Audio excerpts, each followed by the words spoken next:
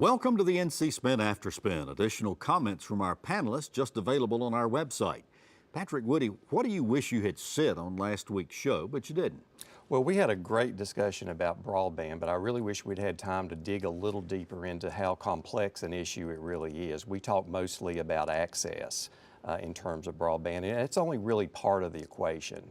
We also have to worry about affordability. So if it's there and it's available and people can't afford it, that's an issue. What is an affordable range for people to pay? Probably in the $50 to $60 range for a good high-speed access is sufficient and is a pretty stable market price across the state. You'll find it, there's certainly lower packages, there are more expensive packages, but in that range would be closer to an affordable range. Does that affordability have anything to do with how many people actually sign up? Absolutely, and that's the third big part of the equation, which is adoption rates. And we need to really work as communities at getting those adoption rates up because it absolutely affects price.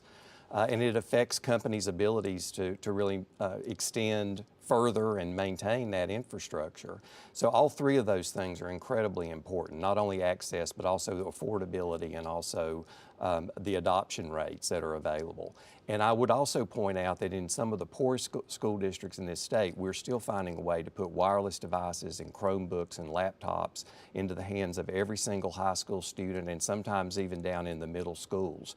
But if they can't leave that schoolhouse and go home and utilize those wireless devices and laptops, that is a serious And I heard you talking about they're hanging out at McDonald's and Starbucks and places like that. I've had letters from mothers that are writing me at 9:30 at night saying that I'm with my kids in McDonald's, in downtown wherever in rural North Carolina, and I'm here because it's the only place I can go to get access to the internet.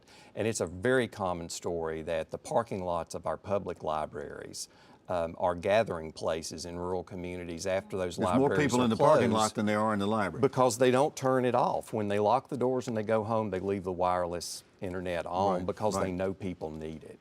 Well, thanks for watching the After Spin. We'll have more video all during the week on ncspin.com.